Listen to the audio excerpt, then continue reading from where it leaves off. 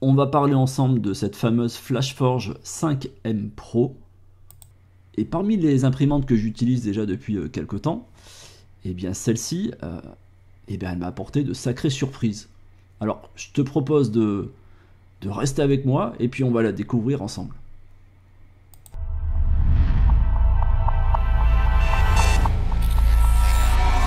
On va commencer par regarder ce que nous dit le constructeur sur ce produit. Ensuite, bien sûr, on va la déballer ensemble et on va lancer les phases de première impression.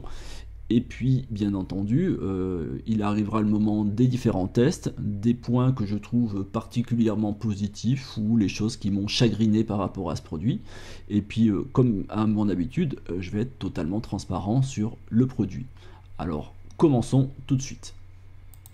On ne va pas énumérer tous les points que nous donne le constructeur. Par contre, il y a des notions qui sont importantes. Bien, comme toutes les imprimantes, on te dit qu'elle est rapide, ça on verra, peu importe. Moi, ce qui va vraiment m'intéresser ici, c'est est-ce qu'on a vraiment un auto-nivellement automatique? On a pu voir sur certains modèles, c'était pas le cas. On te parle, alors ça c'est hyper important, d'une imprimante silencieuse. Donc ça, c'est vraiment à vérifier. Parce que c'est pas vraiment le cas de la plupart des imprimantes haute vitesse qu'on a pu voir jusqu'à présent. Ensuite, on te dit que c'était une imprimante qui est en capacité d'utiliser quasiment tous les matériaux, le PLA, l'ABS, le PETG, les matériaux flexibles tels que le TPU ou autres, et que ça paraît extrêmement simplifié. Et c'est vraiment ces points qui vont être importants pour moi dans ce test. Alors c'est intéressant effectivement d'avoir une imprimante qui est en capacité d'utiliser tous les matériaux, mais est-ce qu'elle est facile d'utilisation? Est-ce qu'un débutant va pouvoir l'acquérir? Est-ce que ça peut être ta première imprimante? On va contrôler ça ensemble parce que c'est important en soi. Aujourd'hui, c'est un investissement, une imprimante. Et il n'y a pas d'imprimante parfaite qui soit en capacité de tout faire. On l'a vu, il y a toujours des points à revoir. Est-ce que celle-ci fait partie des imprimantes qui vont être accessibles d'un point de vue tarif et accessibles par rapport à son utilisation? Eh bien, on va commencer par le déballage et on contrôle ça ensemble. Comme on peut le voir au niveau de l'emballage, on a quelque chose qui est plutôt bien pensé avec ces deux poignées. Et ça, c'est plutôt sympa parce que ça t'évite que les transporteurs te défoncent tes colis. Pour la protection, on est sur un modèle qui est bien protégé avec à la fois des mousses et puis tu sais les fameuses barres, enfin tu sais les renforts en carton que tu vois sur les côtés. Et ça protège plutôt bien sur tous les angles et sur les coups que peuvent recevoir le produit pendant le transport. Pas simple à retirer du carton, hein. Si tu tires sur le sachet, tu as plutôt le sachet qui va se déchirer à toi, donc moi j'ai été obligé de le poser sur le côté, de tirer le sachet vers moi, mais elle n'est pas lourde, donc c'est plutôt facile finalement en soi à sortir de son emballage. Première chose qu'on trouve, c'est déjà la clé USB qui est de bonne facture, de marque SanDisk, et puis le fameux guide d'utilisation, hein, le guide de démarrage. Bon, pour la clé, navré, je serais incapable de dire ce qu'il y a dedans, je l'ai paumée. Je la retrouve pas. Si d'ici là je la retrouve, je vous dirai, mais là je sais pas. Certains diront que c'est un point de détail, mais mince quoi, mettez les manuels en français, je veux bien qu'il y ait des photos, mais c'est important je pense pour tout le monde, on n'est pas tous à l'aise avec l'anglais. Au niveau des protections de l'imprimante en elle-même, tu as des protections essentiellement sur les parties qui sont avec les plexis transparents pour éviter qu'ils soient rayés et endommagés pendant le transport. Tu vas retrouver une petite mousse sur le dessus de protection et à l'intérieur, comme à son habitude sur la plupart des modèles, hein, tu vas avoir une première boîte en carton sur laquelle on va voir tu as tous les petits accessoires. Bien entendu le câble d'alimentation et tu auras une bobine, c'est pas une bobine d'1 kg, par contre c'est une bobine avec un filament qui est plutôt original avec des paillettes et qui semble de bonne facture. Ces fameuses mousses qu'on trouve un peu partout, je trouve qu'il y en a souvent un peu trop. En soi c'est bien optimisé, tout est là, tout est bien maintenu. Toutefois, c'est pas toujours très simple à retirer. Tu peux avoir un risque hein, quand tu vas pouvoir retirer la partie centrale, hein, la grosse mousse, en tout cas de tirer sur un câble, de tirer sur la petite chaînette. Donc sois vigilant au moment où tu retires la partie arrière en premier et ensuite la grosse mousse. On va pouvoir retirer les éléments de protection sur notre vitre et sur le dessus de notre imprimante. Ici, pour le coup, ils n'ont pas utilisé ces fameux scotch qui sont quasiment impossible à retirer sur certaines marques. Là, on est sur quelque chose de tout à fait classique. Et ça me va très bien. Petit tour du propriétaire, j'aime bien regarder comment est faite l'imprimante et surtout le dessous. Le dessous, là on voit qu'on a la courroie qui va être alimentée par un premier moteur et tu as une vis de réglage en fait pour pouvoir retendre ta courroie si nécessaire. Donc c'est plutôt bien fait, c'est accessible. On commence par la bobine qui est livrée avec. C'est une bobine de 250 grammes. Comme je te disais tout à l'heure, par contre, c'est une bobine de haute vitesse qui va avoir ce côté nacré avec des petites paillettes à l'intérieur. Ils appellent ça le titanium. Dans la boîte, si je la mets dans le bon sens, ça peut être mieux. Tu vas retrouver la fameuse petite pince coupante qui n'est pas toujours livrée. Enfin, moi, je trouve toujours ça utile. J'en ai un peu partout dans mon atelier. Dans ce petit sachet, là c'est intéressant, tu as une deuxième tête d'impression, un deuxième nozzle, mais qui va être en 0,6. Par défaut sur l'imprimante, tu as une tête d'impression qui est en 0,4 et il te livre cette fameuse tête interchangeable, soi-disant très rapidement, c'est pas soi-disant, on va voir, c'est effectivement très facile, en 0,6. Pour la plupart des imprimantes, ils te livrent ça avec un petit bâtonnet de colle. Ici, c'est différent. Tu as quelque chose de liquide avec un petit tampon sur le haut. Alors, j'apprécie pas utiliser les bâtons de colle. Je préfère chauffer mon plateau et avoir un bon PEI. Mais par moment, sur certains matériaux, tu es obligé d'utiliser ce type de matière. Là, on a vu le petit support de bobine que l'on mettra à l'arrière de l'imprimante. Tu as toujours un petit sachet de graisse qui est livré avec, les vis pour fixer le support de bobine. Ensuite, tu vas retrouver les éléments pour pouvoir faire la maintenance de ton imprimante avec des petites clés Allen, avec aussi une petite tige qui te permettra de pousser ton filament dans ton extrudeur et à travers ta tête d'impression pour le faire sortir si un jour c'est bouché. Et puis un petit tournevis. Donc bon, on va à l'essentiel, il n'y a pas de surplus. Écoute, c'est tout à fait classique jusque-là. Dans les premières choses que l'on doit faire, c'est mettre normalement le porte-bobine à l'arrière, nous on verra ensuite. Et tu as 4 vis à retirer. Ce sont des vis qui sont tout simplement mises en place pour le transport, pour éviter que ton plateau se balade. Donc tu prends ta clé Allen et tu les retires. Elles sont assez accessibles pour le coup. Et celles de derrière, si tu as un peu de difficulté, tu peux passer en ouvrant le capot du dessus. Ça nous permet de découvrir le plateau qui est livré avec. Donc c'est un plateau qui est en PEI qui va être aimanté sur ta surface, qui est recto verso. On est sur un PEI dit poudré. La version PEI texturé est en option auprès de Flashforge. On parle de la taille, du coup on est sur un 220 par 220 par 220, donc c'est assez simple, on n'est pas sur un énorme volume d'impression, mais ça répond à quasiment les besoins de 90% du public. Le gros ventilo qu'on voit sera là pour refroidir le filament lorsqu'il atterrira sur ton plateau. À l'arrière, tu as des filtres, donc tu as des filtres à charbon actif, tu en as 2. La particularité de cette imprimante, c'est que quand tu l'utilises pour du PLA traditionnel, elle va recevoir l'air à l'intérieur, elle va tirer l'air, la ressortir, et d'après ce que je crois comprendre, mais on verra plus tard, c'est qu'elle est en capacité, quand tu fais des filaments dits techniques, tels que par exemple l'ABS, elle va avoir un circuit dit fermé, donc ça me paraît plutôt intéressant. Pour le reste, on est sur un grand classique, on est sur un corps XY, ça veut dire que ton plateau monte de haut en bas, enfin se déplace de haut en bas, et là tu vas retrouver une caméra qui te permettra de suivre tes impressions et faire des timelapses et des photos si tu le souhaites. Alors ça c'est le porte-bobine, je le mets par défaut mais franchement je vais pas l'utiliser. Ça à l'arrière de ton imprimante, c'est pas pratique.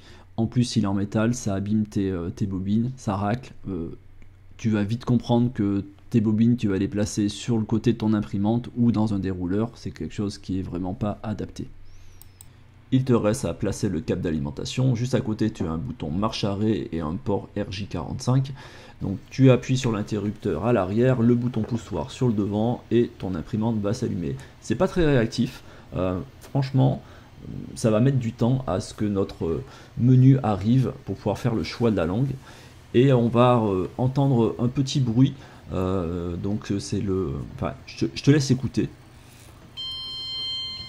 Moi je suis pas fan, c'est des choses que je retire dans tous mes objets du quotidien, tous ces objets connectés, j'aime pas tous ces petits bruits, donc tu peux le retirer assez simplement un peu plus loin dans le menu.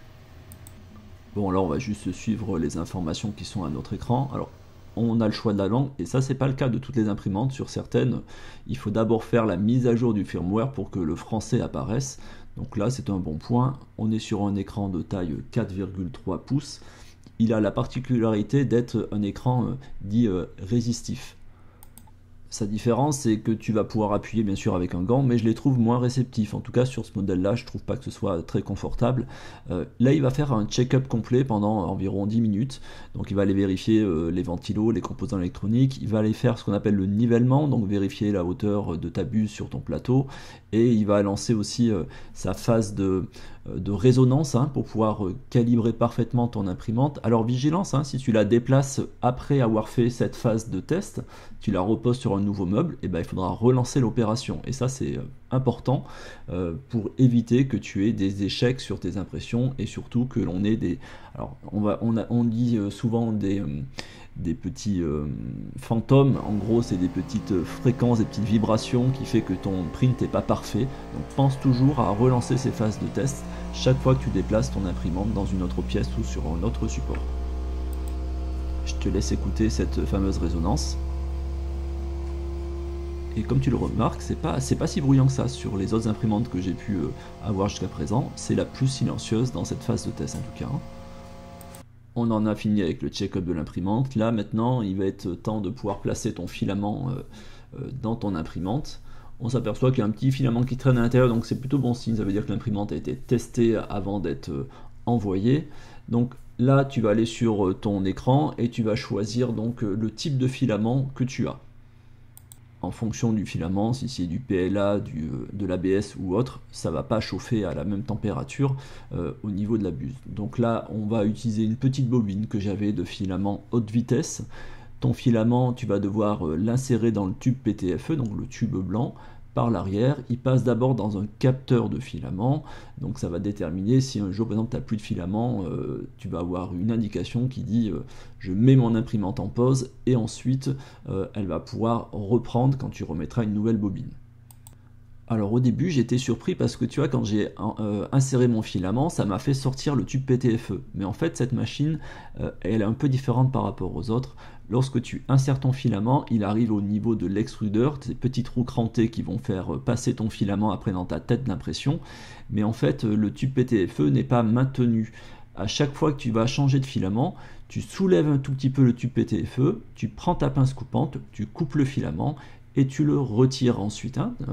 Tu vas l'accompagner à chaque fois dans ce petit orifice pour faire prendre ton filament par les roues crantées, par l'extrudeur. Donc finalement c'est tout à fait logique que quand on pousse, tu aies le tube PTFE qui revienne vers toi. Avant de lancer ta première impression, tu vas d'abord la connecter au Wi-Fi ou au câble RJ45 pour pouvoir faire la mise à jour. Pendant que la mise à jour se fait, on regarde le menu. Première chose, tu vois, moi je retire le son, ça me saoule. Ensuite, je vais activer le détecteur de fin de filament. Et tu as dû remarquer, je n'utilise pas mes doigts. J'utilise un petit stylet en plastique parce que je trouve que avec les doigts, comme je t'ai dit tout à l'heure, l'écran je trouve pas suffisamment précis, suffisamment réceptif, alors qu'avec un petit stylet ça marche plutôt bien. À toi de surfer dans les différents onglets. Donc sur la gauche tu as les grands menus de commande, et après dans chaque menu de commande tu vas pouvoir aller checker en détail. Donc qu'est-ce qu'on retrouve? On retrouve des choses tout à fait classiques. Est-ce que tu veux faire un nivellement automatique au départ de ton imprimante lorsque tu lances une impression? Est-ce que tu veux mettre la lumière? Est-ce que tu veux enclencher la caméra et faire des timelapses et des photos? Donc ce sont toutes ces choses qui apparaissent dans ce menu de commande. Quand tu lanceras ton impression tout à l'heure, on verra que l'on peut régler d'autres éléments qui sont la chaleur du filament, la chaleur du plateau. Toutefois, je vois nulle part la mention de chaleur à l'intérieur de ton imprimante. Je ne vois pas d'élément qui me précise que l'on va me donner une indication sur la température directement dans l'imprimante. Donc ça, on va voir un peu plus loin. À toi de découvrir, passe d'onglet en onglet. Tu actives, tu désactives et tu vérifies un petit peu ce qui se passe. Notre mise à jour est en train de se terminer, donc elle va s'installer et ton imprimante va rebooter, donc elle va redémarrer. Et on va pouvoir aller lancer notre première impression. Donc on va aller dans notre menu. vois, la mise à jour est effectuée. En bas dans notre menu, tu as un petit onglet, c'est le deuxième, hein, sur la partie gauche, qui va permettre de choisir quel type de print tu veux lancer. Donc il y en a qui sont par défaut à l'intérieur. Donc on va lancer ce fameux bateau que l'on fait à chaque fois, hein. Donc on clique dessus et il te dit qu'il chauffe à 220 degrés ton filament. Et là je suis étonné, il te dit le plateau va être chauffé à 35 degrés. On part du principe où on lui fait confiance, on va lancer et on va bien voir ce qui se passe. Alors, j'utilise toujours de l'alcool isopropylique pour pouvoir nettoyer mes plateaux. Ici, on a un plateau en PEI, poudré, pas texturé, hein. Donc, je nettoie mon plateau. Tu as l'option, soit tu utilises le bâton de colle qui est livré avec, c'est pas un bâton de colle, mais en tout cas l'élément qui te permet de placer sur ta surface pour améliorer la tenue dans certains cas de figure et surtout dans d'autres pour éviter d'abîmer ton plateau, par exemple, hein, quand tu vas faire du PETG. Là, on va pas en mettre et on va le relancer après une seconde fois avec ce fameux tube avec ce stick, hein. Là, il est en train de checker notre plateau, donc il fait ce qu'on appelle le point de nivellement, de façon à ce qu'il repère, il analyse la distance qu'il y a entre ton plateau et ta buse.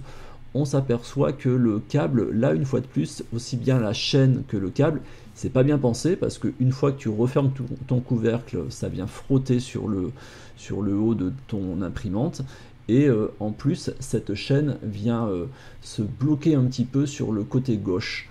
Et c'est valable sur quasiment toutes les imprimantes qu'on a découvert ces derniers temps, hein. Il y a toujours ce problème de chaînette et puis de tube PTFE qui vient racler sur le dessus. Bon, là, on voit le print se lancer, c'est la cata. Rien ne tient, ça n'accroche pas sur le plateau. Donc, on le relance avec le tube de colle et on essaye de voir ce qui se passe. J'ai donc placé du stick sur à peu près tout mon plateau. Alors je vais t'épargner le massacre. J'ai relancé plusieurs fois du coup ce même print en mettant la colle ou sans la colle, mais il n'y a rien à faire. En gros, si tu ne chauffes pas ton plateau, il n'y a rien qui tient. Je ne comprends pas comment dans ce type d'imprimante, ils peuvent laisser par défaut des impressions test avec des plateaux à 35 degrés où rien ne tient. Enfin, l'expérience du premier utilisateur, si il s'arrête à ça, il se dit ben, je lance quand même les prints qui sont conseillés par le constructeur, donc ce qui est directement dans l'imprimante, ça doit normalement matcher tout de suite. Là, rien, aucun des modèles ne tient parce que aucun des modèles ne chauffe le plateau. J'ose espérer que je suis un cas isolé et que peut-être sur ce modèle là c'était mal paramétré, mais si je suis un premier utilisateur d'imprimante, c'est ma première imprimante, je fais confiance au constructeur et je lance leurs fameux fichiers qui sont normalement parfaitement programmés, bien pensés, rapides, efficaces. Et ben j'ai que des fails et là je comprends pas comment ils ont pu passer à côté de ça. Peut-être que d'autres personnes qui ont reçu cette imprimante pourront me dire si eux ils avaient une température plus adaptée. En tout cas, si tu veux faire les fichiers test, oublie ou alors chauffe ton plateau en forçant les paramètres. Et c'est ce que j'ai fait, je l'ai fait à 60 degrés et j'ai relancé le Banshee. Parmi toutes les imprimantes que j'utilise, le fichier test de ce Banshee, eh bien c'est le plus quali que j'ai sorti depuis ces derniers mois en termes de fichier test. Alors il y a aussi le PLA que j'ai utilisé un PLA haute vitesse, il est blanc, on voit un peu moins les défauts sur les produits blancs, mais regarde, enfin en tout cas, on fait le tour du produit, on fait le tour du Banshee, il est vraiment quali, donc c'est plutôt encourageant par la suite pour les autres impressions si on chauffe ce plateau. On va regarder une option de l'imprimante qui est la caméra. Alors tu as une caméra intégrée, donc ça c'est plutôt cool, c'est pas en option. Tu peux faire le choix pendant tes prints de faire le time-lapse, hein, faire une vidéo de ton impression, et il va aussi faire des photos.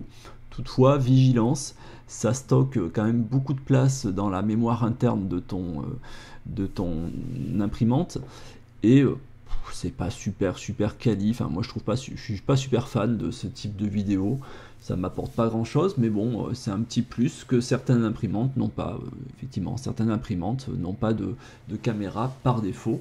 Donc à toi de voir si c'est utile pour toi après pour pouvoir faire des petits montages, des petites séquences et le rediffuser sur les réseaux. C'est une option en tout cas disponible. On regarde comment fonctionne un changement de filament. Donc tu as plusieurs options. Soit tu vas lui dire que tu veux extruder et du coup chauffer la buse et faire passer ton filament à l'intérieur, soit tu lui dis que tu es en train de faire un changement de bobine. Bon, ça revient à peu près à la même chose. Donc là, on change un PLA pour un autre PLA, on tire sur le tube PTFE et on va utiliser la pince coupante. Une fois qu'on a coupé notre filament, on va pouvoir le retirer notre bobine, placer la nouvelle et on va cliquer sur suivant. Ça va chauffer la buse et une fois que la buse est suffisamment chaude, tu vas lui dire de démarrer, enfin en tout cas quand tu cliques sur démarrer, il va chauffer la buse et ensuite il va te dire de glisser le filament dans le haut de l'extrudeur, hein, la partie qu'on a vue tout à l'heure. Tu as des roues crantées qui vont s'actionner, qui vont faire descendre ton filament et tu vas attendre de voir la bonne couleur du nouveau filament que tu as installé à l'intérieur.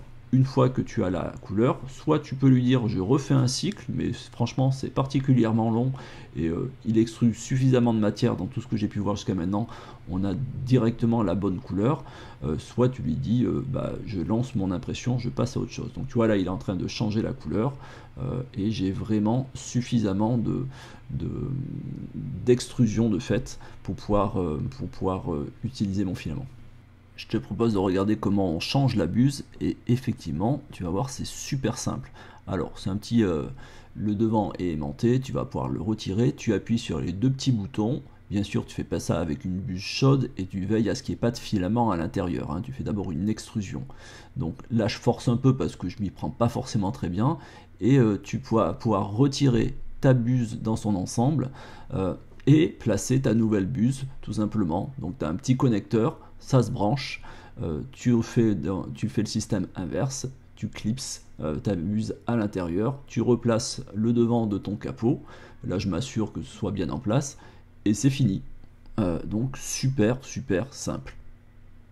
Alors bien entendu, tu as une imprimante, bah, il faut un logiciel pour pouvoir lancer tes fichiers, ce qu'on appelle les découper au bon format et au bon code pour pouvoir l'envoyer avec ton imprimante. Donc tu as un slicer qui est disponible avec cette imprimante, c'est le Flash Print. Il devait être sur la clé USB que j'ai paumée, mais bon peu importe, là je suis allé sur le site internet de FlashForge et je l'ai téléchargé. Il est compatible aussi avec le Orca Slicer qui est un logiciel qui est assez simple d'utilisation.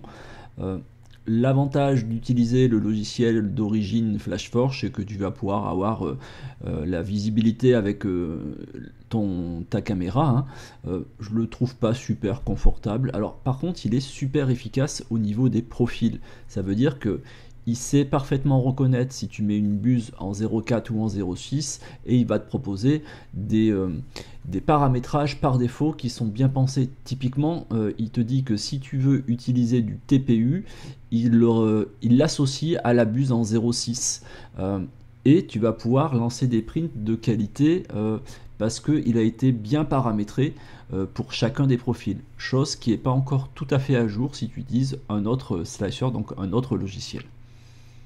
On pourrait dire encore plein de choses sur cette imprimante. On va s'arrêter là pour aujourd'hui. L'idée c'était de t'accompagner pour lancer au moins ton premier print. Et maintenant on va faire le point des choses que j'ai appréciées, les choses qui pour moi sont peut-être à revoir. Et on va revoir des éléments, ou plutôt voir des éléments dont je ne vous ai pas parlé, qui me semblent vraiment importants pour cette imprimante. Qu'est-ce qu'il en est de la qualité des impressions que j'ai sorties? Alors, j'ai fait plein de prints, plus ou moins longs, avec différents matériaux.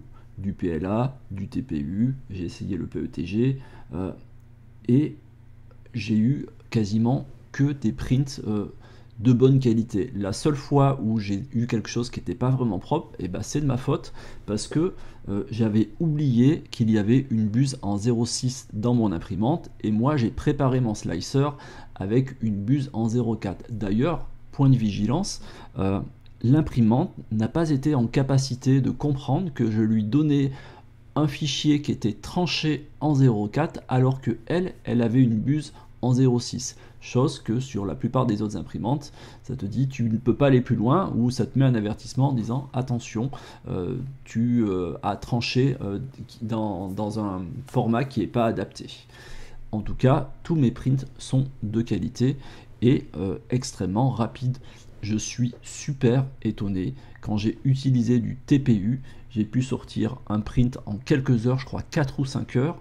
Bon, mon TPU avait pris un peu l'humidité, donc j'ai quelques petites cloques, mais j'ai fait des supports en TPU qui se sont retirés crème. Vraiment, je suis surpris pour l'instant par la qualité des impressions que je sors avec cette imprimante. On en revient toujours à un point essentiel. Il faudra chauffer ce plateau, sauf si tu fais du TPU, c'est pas nécessaire, mais sinon il n'y a rien qui tient sur ce plateau en PUI poudré, donc il faut vraiment que tu le chauffes aux alentours de 55-60 degrés. Un truc qui est vraiment sympa, c'est ces filtres, les filtres à charbon, et ce système qui a été bien pensé lorsque tu utilises des matériaux qui n'aiment pas recevoir des flux d'air à l'intérieur, sinon on appelle ça un décollage du warping, grosso modo. Ton filament, quand il est très complexe, il faut qu'il soit dans une enceinte chauffée. Donc il y a un système qui te permet de reconnaître automatiquement et de pouvoir travailler un peu en circuit fermé et veiller à ce que l'intérieur de ton enceinte soit chaude et qu'il n'y ait pas de courant d'air. Donc ça, c'est vraiment bien. À partir du moment où tu sélectionnes un filament de type ABS, tu lui dis j'ai installé un filament ABS, tu sais, quand tu fais le changement de filament, et bien par défaut, il va régler quels sont les ventilateurs qui vont fonctionner ou non. Donc cette fonction, elle est top. On continue dans les points positifs, c'est cette buse. Alors, c'est super simple, on a pu le voir ensemble pour pouvoir la changer. Donc, bien sûr, c'est assez génial parce que il te livre deux buses, une 0,4, une 0,6. Un point qui sera peut-être un point de vigilance, c'est que c'est pas le même coût. Là, tu changes un bloc en entier et tu devras passer par le fabricant. Toutefois, la simplicité, pour le coup, on pourrait dire que la simplicité n'a pas de prix. On va parler du bruit, ou en tout cas plutôt du silence qui est mis en avant par le fabricant. Est-ce qu'elle est silencieuse? Alors, il faudrait pouvoir comparer. Si je la compare à des imprimantes, je vais être obligé de citer des noms, j'aime pas le faire, mais on va le dire. Allez, si on la compare à des modèles comme les Creality ou comme les Bamboo Lab, les choses comme ceci, eh bien moi j'ai envie de te dire que oui, une fois que le caisson est fermé, eh bien c'est une des rares imprimantes que je peux lancer des prints la nuit alors que l'imprimante est dans la pièce d'à côté, donc elle est... alors c'est pas une imprimante silencieuse, mais en tout cas le bruit est vraiment contenu, donc effectivement par rapport aux autres modèles que j'ai, elle est particulièrement silencieuse. Mais si je dois, vu que j'ai sorti quelques marques, donc je vais continuer, si je dois la comparer par exemple à une Prusa MK3S que je vais utiliser aussi, elle est plus bruyante. Donc faut pouvoir comparer entre différentes imprimantes. Mais là, ils ont vraiment fait un effort sur le produit. Alors, un point sur ce côté silencieux, il y a une option qui est dans le menu de commande, qui te dit qu'une fois qu'elle a fini le print, tu vas pouvoir l'arrêter. Donc oui, elle s'arrête, mais attention, elle ne s'arrête pas complètement. Tu as par contre toujours un petit ventilo qui tourne tant que tu n'appuies pas sur l'interrupteur à l'arrière de ton imprimante. Donc elle n'est pas complètement silencieuse lorsqu'elle n'est pas utilisée. Et ça, par contre, c'est pas un point positif parce que pour moi, une imprimante qui n'est pas utilisée devrait pouvoir se mettre en veille complet, c'est-à-dire d'avoir aucun bruit, rien d'alimenter. Là, non, elle va se mettre en veille plus ou moins parce que elle continue à avoir un petit ventilo qui tourne. Donc, elle n'est pas parfaitement silencieuse. Les options qui sont avec cette imprimante qui peuvent avoir un intérêt pour certains, pour moi c'est pas essentiel, mais la caméra, bon, elle est présente. Je trouve pas que ce soit super efficace, c'est pas très quali, mais bon, beaucoup de gens aiment avoir cette petite option, donc bon, elle est présente.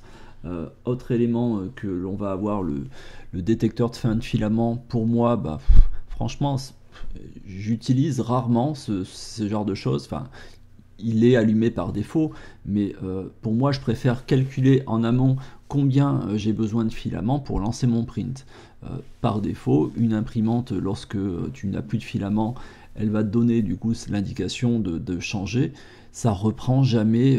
Si ça reprend au bon endroit, mais tu auras toujours une petite marque. Donc si tu cherches à faire des prints qui sont d'un seul ensemble et dont tu vas faire aucune retouche derrière, ne fais pas des prints avec des changements de filament, sinon bah, tu dois passer par du post-traitement. Et moi, bah, je déteste faire du post-traitement. Donc le détecteur de fin de filament a du sens essentiellement pour les gens qui vont qui vont utiliser plusieurs bobines et qui vont faire du post-traitement, sinon c'est jamais parfait ton print, tu as toujours des petites marques.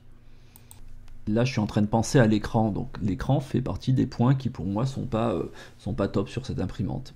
Bon, la taille 4,3, bon, c'est correct, hein. De toute façon on n'a pas forcément besoin d'une tablette, mais comme je te l'ai dit, pour moi il n'est pas suffisamment sensible et pas suffisamment réactif. Au stylet, ça marche un peu mieux, mais ça vient pas forcément de l'écran lui-même, c'est plus, on va dire, la technologie embarquée derrière et peut-être la carte mère qui est pas suffisamment rapide. En soi, oui, c'est pas un point positif pour cet écran, et je trouve que l'imprimante, lorsqu'on l'allume ou lorsqu'on l'éteint, bah, c'est pas très rapide, donc ça c'est un point qui est à améliorer. Alors ça va peut-être se faire avec le temps, hein, c'est peut-être une histoire de programmation. En l'état, bah, c'est pas top. Tant qu'on parle de cet écran, ça nous permet de parler un peu des menus de commande. Alors, on va à l'essentiel, mais il y a un point qu'on n'a vu nulle part, la température à l'intérieur de notre imprimante. Donc moi, j'ai rajouté du coup un thermomètre à l'intérieur pour pouvoir vérifier à combien ça chauffe pendant mon impression. Alors, on pourra me dire ben, ça n'a pas vraiment d'utilité étant donné que cette imprimante est en capacité de pouvoir mieux gérer le flux d'air à l'intérieur, mais je trouve ça important de voir quelle est la température à l'intérieur de ton imprimante pour savoir si tu dois ouvrir ou pas ouvrir le capot sur le dessus. Alors j'ai pas eu de difficulté hein, quand j'ai lancé des prints en PLA sur différents matériaux, contrairement à d'autres imprimantes sur lesquelles tu es obligé de travailler soit avec le capot ouvert ou sur la vitre de devant, pardon, je vais y arriver, la porte devant ouverte, mais c'est une option qui pourrait être intéressante d'avoir un petit capteur de température sur cette imprimante. Autre élément au niveau de l'écran, c'est que imagine tu lances une extrusion, ça se passe mal, et ben t'as pas de bouton qui te permet de dire stop ou pause. Donc c'est valable pendant ton impression, mais dans des menus de commande, il y a des choses manquantes des choses de sécurité par exemple, hein, pour pouvoir dire j'arrête tout, stop, ça n'a pas été pensé, donc bah qu'est-ce que tu fais, tu es obligé d'appuyer sur le power ou faire ça à l'arrache, tu appuies sur l'interrupteur derrière si tu as un souci avec ton imprimante. Elle n'a pas toujours ce qu'on appelle un bouton qui permet de dire arrête ce qui se passe en ce moment parce que tu risques d'abîmer le matériel, donc c'est pas non plus conseillé de couper l'alimentation en plein print ou en pleine utilisation d'une des fonctions, mais à ce jour, bah, t'as pas le choix parce qu'ils l'ont pas pensé. Le format de l'imprimante, alors en elle-même, extérieurement, bah, elle est assez petite, c'est plutôt cool. Tu peux la placer un peu partout. Une fois de plus, hein, le support de filament à l'arrière, bah non, enfin, faut oublier, c'est pas d'actualité, mais toutes les imprimantes, ils ont fait ce système-là sur les imprimantes à Core XY. Le volume d'impression 220 par 220, bah, c'est suffisamment correct pour faire la plupart des prints sur le marché. Donc, et si tu as besoin de lancer des grands prints, bah, oui, tu pourrais dire j'ai besoin d'une imprimante beaucoup plus grande, ou tu peux aussi faire des découpes. Mais en gros, quand est-ce que moi, en tout cas pour mon utilisation, quand est-ce que je lance des immenses prints? Pas souvent. La plupart de mes prints que j'utilise marchent sur ce type de plateau, alors 222 ou les 250, hein, mais voilà, pour moi ça me semble correct et suffisant. Les points que l'on pourrait revoir, alors c'est l'auto-nivellement, alors il fonctionne bien, mais alors sauf si j'ai pas trouvé l'option. Pour moi, si je veux lancer un print juste au milieu du plateau qui est de à peine 5 cm, j'ai pas trouvé d'option qui me dit tu fais un auto-nivellement que sur ce secteur-là. Il fait un nivellement du plateau, donc il va faire des points sur l'ensemble du plateau. Mais il y a peut-être une option, en tout cas, s'il n'y a pas d'option, je trouve pas ça bien parce que tu perds du temps et c'est pas forcément nécessaire d'aller checker l'ensemble d'un plateau. Et je pourrais en parler pendant des heures. On va arrêter et on va faire le bilan de cette imprimante. On a pu voir ensemble hein, tous les points positifs et les quelques points qui me chagrinent. Pour moi, sur l'année 2023, dans les imprimantes que j'utilise, c'est personnellement, c'est un vrai coup de cœur. Malgré les points de détail hein, qui me dérangent un petit peu, c'est vraiment une imprimante que j'utilise et que j'apprécie utiliser dans mon atelier, donc c'est un vrai coup de cœur. Ne t'attends pas à ce que je te dise achète-la ou ne l'achète pas, c'est vraiment à toi de te faire ton avis avec différentes vidéos, en regardant les fiches techniques, les forums, etc. C'est à toi de voir. Et puis il y a une histoire de budget. Aujourd'hui, cette imprimante, elle est positionnée aux alentours de 550 € le jour où je te parle, hein, mais ça peut varier. Donc bah, ça reste quand même un budget conséquent. Donc ce sera à toi de voir si ça te convient aussi. Pour ma part, sur le produit, bah, j'ai été convaincu, on l'a vu ensemble. Maintenant, eh bien, à toi de vérifier aussi par rapport à ce qui se fait à la concurrence. C'est important, il ne faut pas rester que sur un modèle. Et puis, une fois que tu auras fait toutes ces démarches, tu pourras prendre une décision sur quel type d'imprimante tu pourras soit rajouter dans ton parc ou comme toute première imprimante. Alors je pourrais te dire, comme d'hab, tu sais, pouce vers le haut, et puis abonne-toi, en fait, tu fais vraiment ce que tu veux, mais par contre, dans les commentaires, ça peut être intéressant. Si tu penses que j'ai oublié certains points, ou si tu veux qu'on aille dans le détail sur d'autres éléments, ben, avec grand plaisir, je réponds à tous les commentaires. Je suis sur différents réseaux pour diverses choses, par exemple sur TikTok et Instagram, où là tu verras plus le côté artistique. J'apprécie faire plein de tests. Alors tu me mets un laser entre les mains ou une imprimante, je m'arrête pas au simple basique. Donc si ça t'intéresse, tu peux me rejoindre sur les différents réseaux, ce sera avec grand plaisir. Et puis je te dis maintenant, c'est à toi de jouer et à toi de nous faire de belles créations et de beaux objets artistiques. A très bientôt et merci à vous.